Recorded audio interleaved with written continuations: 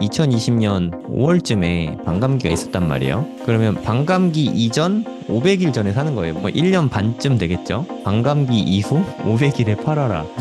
이게 저는 너무 공감이 많이 되는 거예요. 이게 사이클이랑 한동안 딱 되게 맞겠네요. 많이 돌았거든요. 한 1000일 정도 보유하고 한 1년 정도 쉬고 이걸 계속 반복을 하는 거죠. 이게 너무 좋은 전략인 것 같아요.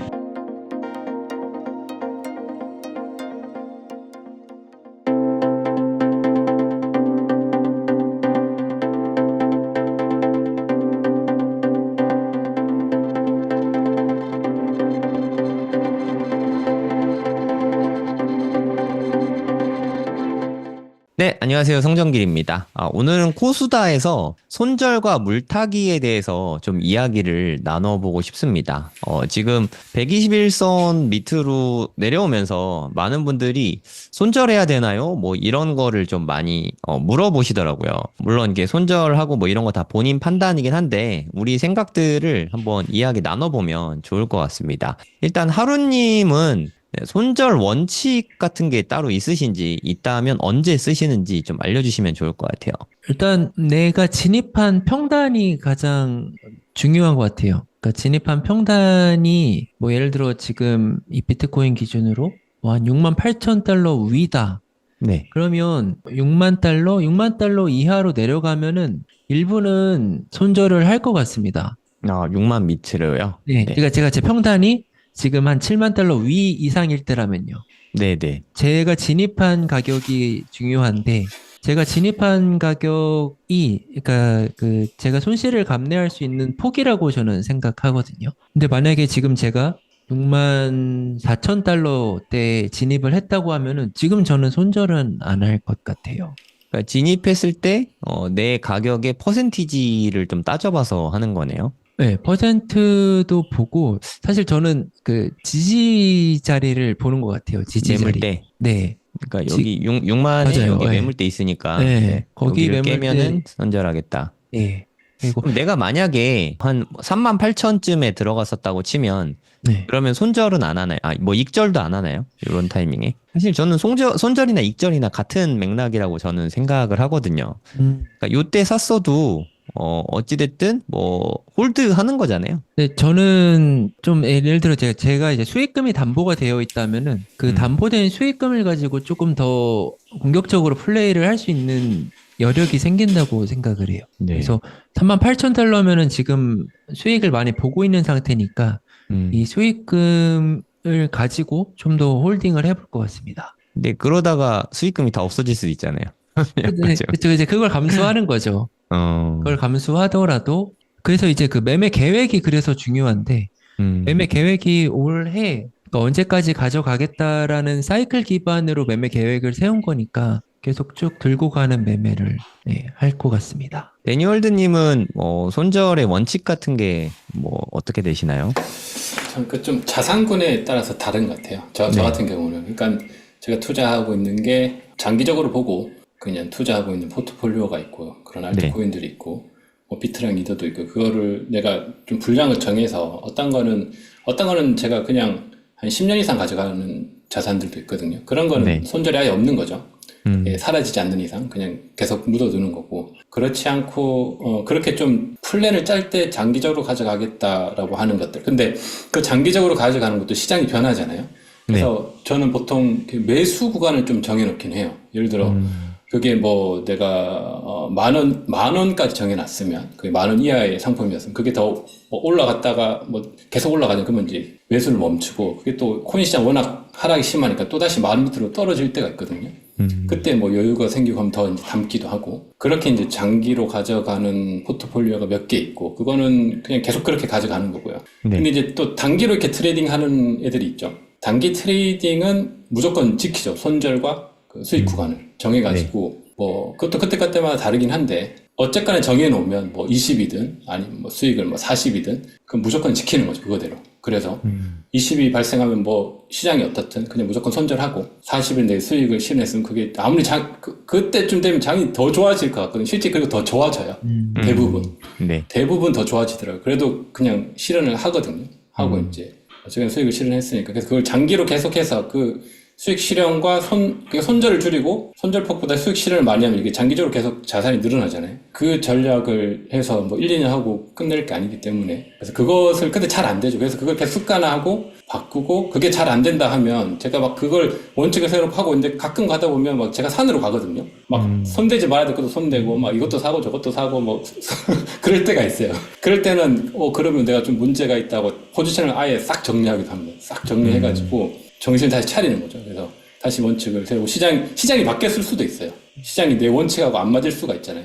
그래서 그러면 시장을 좀 다시 좀 객관적으로 본 뒤에 다시 원칙을 세워가지고 좀 하려고. 그래서 제가 지금이 사실 그런 상황이긴 하거든요. 그래서 싹 정리하고, 물론 남아있는 것들도 꽤 있지만, 그건 장기로 가져가는 것들을. 그래서 시장을 좀 다시 보려고 최근에 좀 보고 있습니다. 그래서 보고 있는 상황에서도 뭐 조금씩은 하긴 해요. 뭐 많이는 안 하죠. 그래서 그렇게 어떻게 바뀌고 있는지. 시장이 계속 바뀌니까. 이 시장은 또 너무 자주 바뀌니까. 그래서 예를 들어 손익 구간이 뭐 20% 그리고 손절 구간이 뭐 10%였는데 이게 시장이 그게 안 될 수가 있거든요. 그러면 더 줄인다든지 그런 식으로 이제 좀 변화를 주는 거죠. 그렇게 하고 있습니다. 되게 좋은 말씀이신 것 같아요. 그러니까 손절이라는 거는 사실 트레이딩 관점이거든요. 제가 어저께 방송에서도 이야기를 했는데 사실 그 중장기 투자로 장기 투자를 하는데 손절은 사실 저는 좀 가당치도 않다고 생각을 하거든요. 예를 들어서 내가 부동산 좀 뭐 토지 투자자니까 한 10년, 20년 보고 땅을 샀는데 가격이 떨어졌다고 손절을 한다? 말이 안 네. 되잖아요, 사실. 네. 투자 가치를 뭐 중간에 내가 여기에 샀는데 오르다가 여기 빠졌다고 해서 이거 손절할 게 아니잖아요. 내가 보는 건 여기 있어서 산 건데. 그러니까 이거를 좀 아까 하루님도 말씀하셨지만 매수할 때 미리 다 정하고 들어가야 된다고 생각을 합니다. 그러니까 중장기로 보고 들어갈지 아니면은 트레이딩으로 들어갈지. 근데 이거는 계좌가 나눠져 있지 않으면 헷갈릴 수밖에 없어요. 예를 들어서 나는 지금 가격 괜찮네. 단기 투자로 들어가야지 하고 뭐 예를 들어서 뭐 솔라나를 샀는데 갑자기 얘가 150에 샀는데 지금 빠졌잖아요. 한 123불까지 이렇게 빠졌는데 이게 빠지고 나니까 이거 원래는 타이트하게 손절 라인 지켜서 한 140불 밑에 가면 팔아야겠다 생각은 했지만 못 팔았단 말이죠. 왜냐하면 손실 확정하기 싫으니까. 갑자기 중장기 투자로 전환을 그러면 안 되죠. 네, 맞아요. 아니면 뭐 스윙 투자로 뭐 전환을 하거나 네, 이러면 네, 안 되잖아요, 사실. 네네, 그러면 안 되죠. 투자 아이디어가 바뀌면 안 되고 투자 원칙이 바뀌면 안 되는데 근데 이게 너무 비일비재하게 일어나거든요, 사실. 내가 매수했을 때의 아이디어와 매도하기가 싫어서, 그러니까 손절하기 싫고 익절하기 싫어서 자꾸 이렇게 계획이 바뀐단 말이에요. 그러니까 이것도 일종의 저는 뇌동매매라고 생각하거든요. 맞아요. 뇌동매매. 네, 그때 뭐 우리가 충동 구매하는 것만 뇌동매매가 아니라 그렇죠. 손절해야 될 때 안 하는 것도 저는 뇌동매매라고 생각을 하거든요. 네. 이건 좀 미리미리 계획을 좀 짜둘 필요가 있고요. 근데 솔직히 말해서 우리가 생각하는 것보다 손절이 진짜 힘들잖아요. 어렵죠. 네. 근데 너무너무 힘들잖아요. 네. 이게 우리가 리스크 관리하려고, 그러니까 뭐 예를 들어서 이거 뭐 되게 많이들 겪는 일일 텐데 58,000 깨지면 이때 팔아야지 하고 팔았는데 팔자마자 이렇게 올라오면은 네. 그냥 갖고 있을 걸. 그렇죠. 이거 네. 누구나 다 겪는 네. 거잖아요. 갖고 있을 걸. 하지만 이거 내가 손절하고 나서 다시 올라올 거 알고 손절하는 거잖아요, 사실. 맞아요. 왜냐하면 쭉 빠질 수도 있으니까.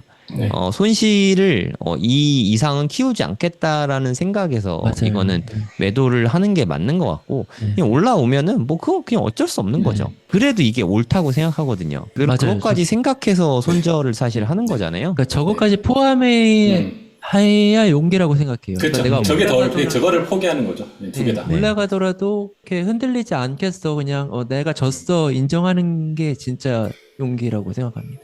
그것도 있으면 이게 네. 시장을 잘못 이해하면 손절 라인을 잘못 잡기도 하거든요. 초보자들은. 이게 네. 비트는 워낙 이게 폭이 심하잖아요. 네. 손절 라인을 최소한 제 생각에 비트는 한 40 정도 잡아야 될 것 같은데 이걸 너무 짧게 15 이렇게 잡아놓으면 계속 손절만 해야 되거든요. 네. 그러니까 맞아요. 그것도 좀 주식하고는 좀 다르니까. 단기 트레이딩이면은 뭐 네. 타이트하게 잡고 갈 수 있는데 네. 중장기 투자는 그냥 좀 길게 손절 잡아야죠. 좀 빼도 되지 않나요? 뭐 비트면? 그래도 잡는 게 좋지 않을까요? 어느 정도. 저도 그 비트 차트가 떠 있어서 아까 네. 이렇게 그 기간을 가지고 길게 가져간다고 이야기를 했는데 알트 같은 경우는 손절을 확실하게 하는 라인이 하나 있습니다. 알트 투자 같은 경우는 네. 역사적 저점 깨지면은 다 손절합니다. 어떤 경우도. 역사적 저점. 역사적 저점. 아, 네, 그럼 그러니까 뭐 솔라나는 한 그러니까 8불 정도 얘기하는 건가요? 그쵸. 근데 이제 자발트나 신생알트들 같은 경우는 그런 게 흔하거든요. 역사적 저점을 계속 깨고 있는 애들도 지금도 많거든요. 네. 그래서 처음 충분해야죠. 깨거나, 그러니까 이제 이게 반등했다가 다시 재차 하락해서 기존 저점을 돌파 하락하는 경우가 있어요. 그러면은 그게 손실이 얼마가 됐든 그거는 무조건 다 매도합니다. 자발트의 경우. 네. 비트위더는 해당이 없죠, 사실. 너무 음. 지금 멀리 있으니까. 네, 그렇죠. 네. 알트 투자하시는 분들 같은 경우는 좀, 가능성이 많은 알트들이 많죠, 지금도. 네, 네. 맞아요. 네, 올해 나온 코인들 보면은 아직도 예, 막 땅굴 파고 있는 애들 되게 많거든요. 트위터에서 저번에 본 글인데 너무 공감이 많이 돼가지고 그러니까 예를 들어서 2020년 뭐 한 5월쯤에 반감기가 있었단 말이에요. 그러면 반감기 이전 500일 전에 사는 거예요. 뭐 예를 들어서 뭐 1년 반쯤 되겠죠. 반감기 이전 500일에 사가지고 반감기 이후 500일에 팔아라. 이게 저는 너무 공감이 많이 되는 거예요. 이게 사이클이랑 한동안 딱 되게 맞겠네요. 많이 돌았거든요. 한 1000일 정도 보유하고 한 1년 정도 쉬고 이걸 계속 반복을 하는 거죠. 이게 너무 좋은 전략인 것 같아요. 그러니까 앞으로는 뭐 역사가 반복이 안 될 수도 있긴 하죠. 뭐 그런 리스크가 있긴 한데 뭐 우리가 알다시피 대부분은 반복되잖아요. 근데 되게 정확해요. 그러니까 500일 전에 사가지고 반감기 500일 전에 사가지고 반감기 500일 후면은 이제 한 내년 6월쯤 1년 후쯤 매도를 하면 되거든요. 그렇죠. 그래서 그냥 아무 생각 없이 1년 동안은 그냥 가져가는 것도 저는 괜찮다고 생각하거든요. 네. 그렇죠. 완전 무지성 투자인데 이 승률 생각보다 높을 것 같지 않아요? 네, 이게 괜찮습니다. 사이클 투자의 핵심이라고 생각해요. 근데 이걸로 뭐 갑자기 뭐 솔라나나 다른 알트로 투자하면 안 되고 비트코인만 해야 되면 비트코인. 네네. 네. 알트는 진짜 약간 복권이에요. 이게 어떻게 될지 모르거든요. 딱 그 시점에 갔는데 더 하락해 있을 수도 있고 진짜 네. 올라 있을 수도 있는 거라. 상패돼 있을 수도 있고. 그렇죠. 그리고 상패 진짜 될 수 있습니다.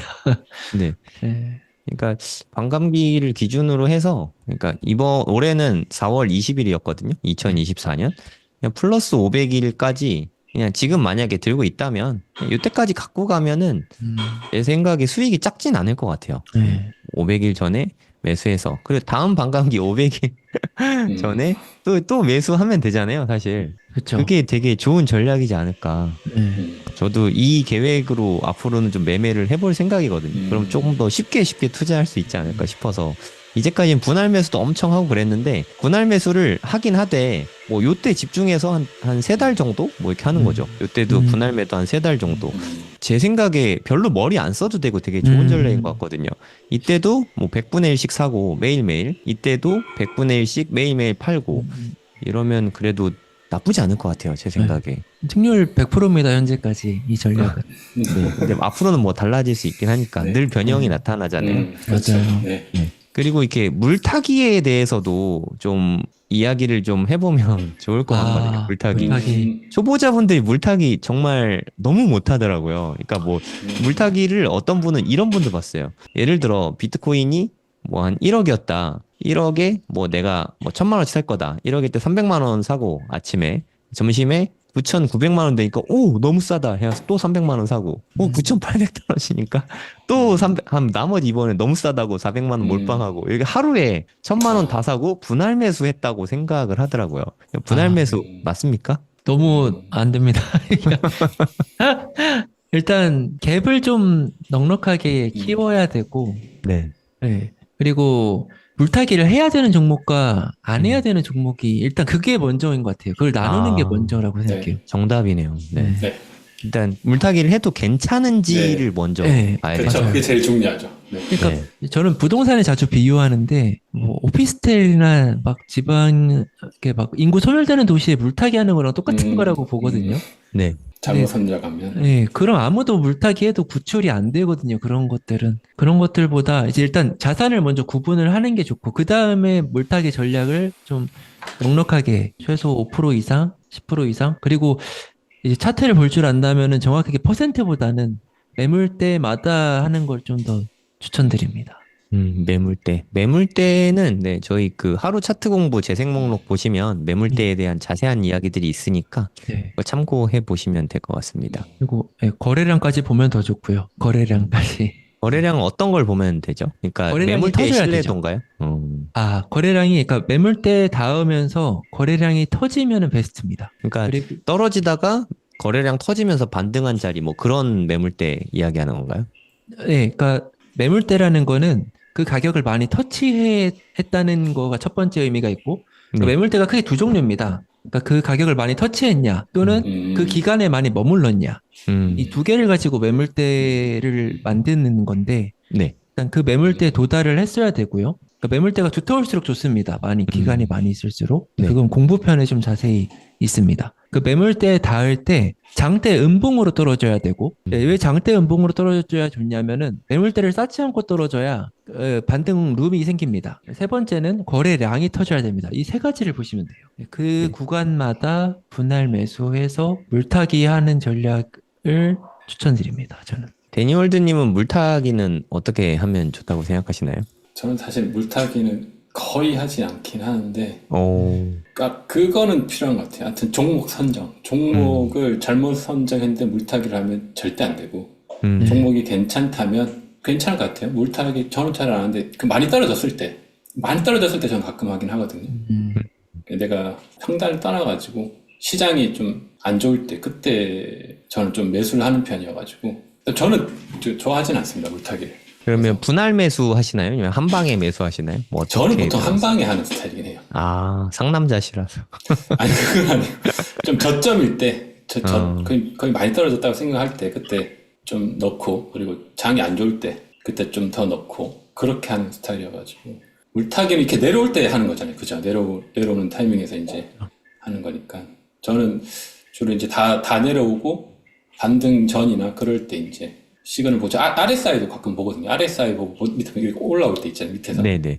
예, 예. 그러니까 확인 매매 하시는구나. 예, 예. 반등하고 과매도 나서. 네. 예, 과매도 구간에서 조금 일찍 들어가든지 아니면 조금 늦게 들어가든지 그래서 과매도 구간에서 이제 좀 일찍 들어가든지 아니면 과매도 하고 그 반전 확인하고 들어가든지 그렇게 들어가는 편인데 저는 저 같으면 만약에 좀 더 떨어져서 지금 RSI도 지금 아직 확증이 안 됐거든요. 그래서 네. 밑에 보면 밑으로 더 빠질 수도 있어요. 더 빠져서 보면 RSI에서 저기 밑에 선보다 더 빠져서 과매도 구간 확실히 들어가고. 예, 확실히 들어와서 좀 지나서 반등하고 나서 사거나 아니면 반등 전 기미가 보일 때 그때가 괜찮은 매수 구간 같습니다. 그러니까 과매도 구간 가서 컨펌 나면 확인하고 그때쯤 매수 적기다. 한 방에 산다. 네, 멋있습니다. 한 방에. RSI가 가격은 사실 그렇게 많이 빠졌다고 생각 안 들거든요, 비트코인. 네. 근데 RSI가 엄청 떨어졌네요. 네, 맞아요. 2주 연속으로 일본 반등 기준이죠. 별로 안 주고. 주봉, 네. 일봉인가요? 일봉. 근데 일본 기준으로 RSI 여기까지면 진짜 많이 내려온 거거든요. 많이 내려온 거죠. 일본 이게 거의- 기준은 안 내려오는데. 맞아요. 작년 초쯤까지 온 것 같은데요, RSI 기준으로 보면은. 이게 5만 일본이라서 6천까지 그런 것 같아요. 빠졌었잖아요, 저번에. 네. 이란 이스라엘 전쟁. 그때보다 지금이 RSI 더 많이 빠졌거든요. 주봉 기준은 하면 그래도 좀 위에 있을 겁니다. 그래도 일봉이라서 저 정도 네, 빠진 것 같고 주봉 기준으로 밑에 있으면 그거 끝난 거죠. 네, 주봉 기준은 아직 2022년 외에는 그때 한참 위에 있으니까 아직 아니죠. 네. 아직 괜찮아요. 그러니까 여전히 상승 시그널이긴 하거든요. 네.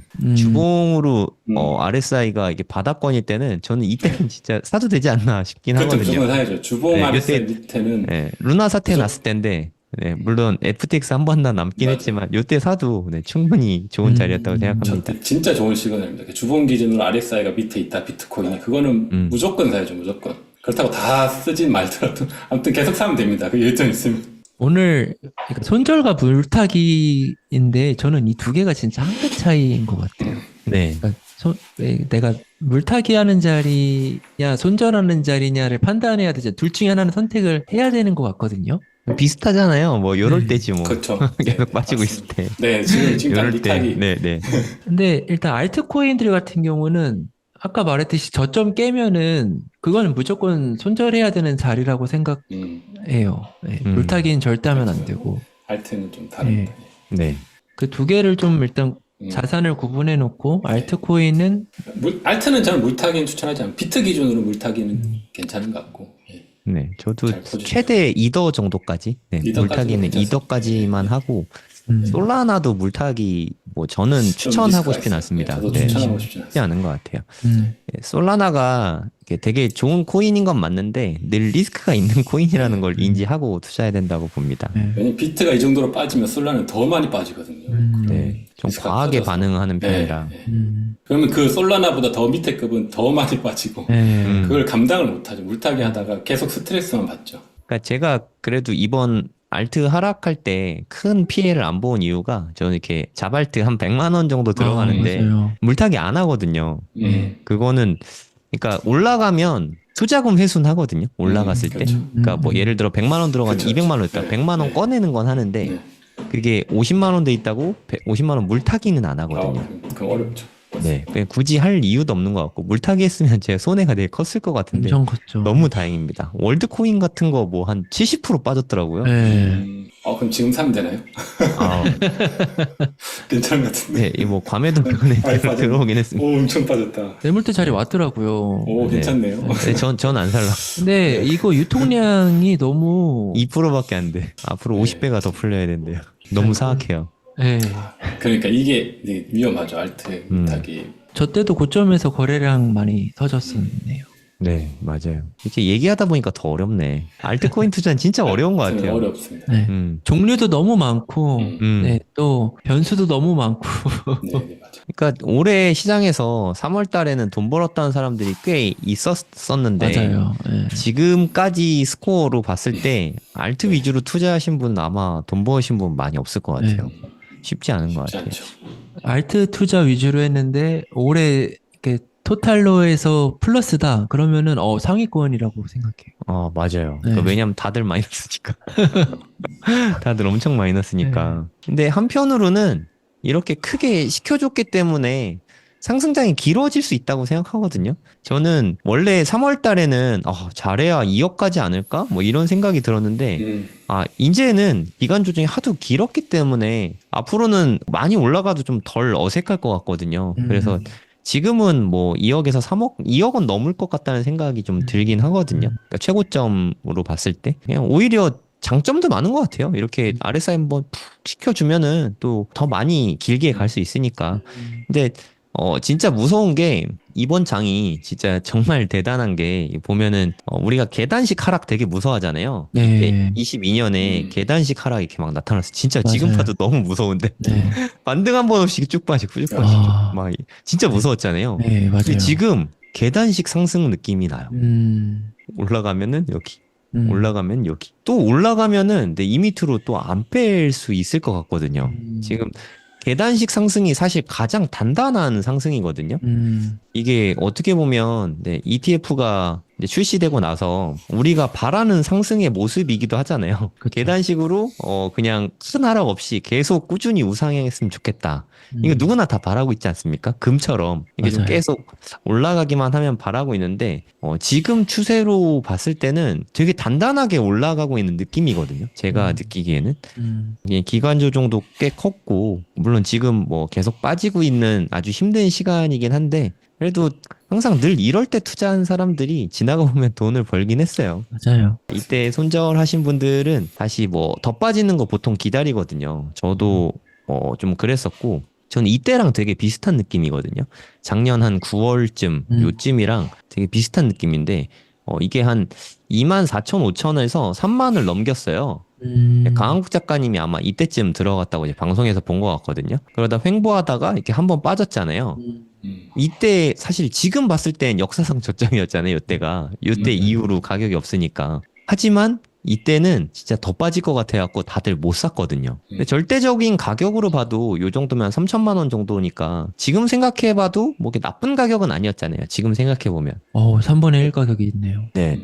그러니까 이게 돌아보고 나니까 9천에서 보니까 3천이라서 싸다 하고 느끼는 거지 이때 당시에는 되게 비싼 가격이었거든 사실. 맞아요. 뭐 그때 불과 몇 달 전만 해도 한 2천만 원 정도였으니까. 그래서 요렇게 하락했을 때 물론 더 빠질까봐 못 사는 게 우리 투자자들 마음이긴 하지만 물론 더 빠질 것 같은 느낌 나지 않으세요? 누가 봐도. 하지만 요럴 때 산 게 가장 좋은 때였다. RSI도 아까 뭐 우리 여러 번 얘기했는데 완전 과매도죠. 완전 과매도 구간에 들어온 시점이었고 지금 보니까 뭐 되게 좋아 보이는 거지 이때는 사실 되게 공포스러웠습니다. 제가 이때 좀 많이 샀거든요. 그냥 자꾸 기다리고 있더라고요. 제가 요쯤에 산 것 같아. 계속 기다리고 있더라고요. 하락을 기다리고 있더라고요. 그러니까 감나무 밑에 누워서 입 벌리고 있는 듯한 그런 느낌이더라고요. 그래서 그냥 아니 제가 제일 생각하기에 제일 속상한 게 돈도 있고 비트코인이 좋다고도 생각했는데 타이밍을 재다가 못 샀는데 올라간 이게 제일 억울한 것 같은 거예요. 맞아요. 그래서 이거는 사는 게 맞다. 예를 들어 지금 3천만 원인데 2,500 된다고 해서 내가 뭐 엄청난 부귀 영화를 누리는 게 아니잖아요. 뭐 여기 3천하고 2,500 한 마이너스 20% 차이거든요. 근데 지금 돌아보면 지금 9천만 원인데 3천만 원도 좋았고 2,500만 원도 좋았잖아요. 만약에 올해나 내년에 고점이 뭐 한 2억 3억 된다면 지금 8,700? 또 떨어졌네요.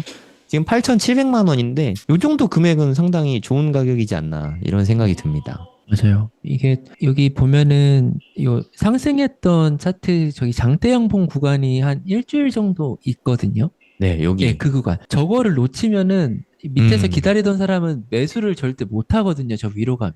근데 진짜 이게 작년 말에 무서웠던 네. 게 이때 엄청난 상승이 있었는데 와 그 이게 뒤로는 못 사요.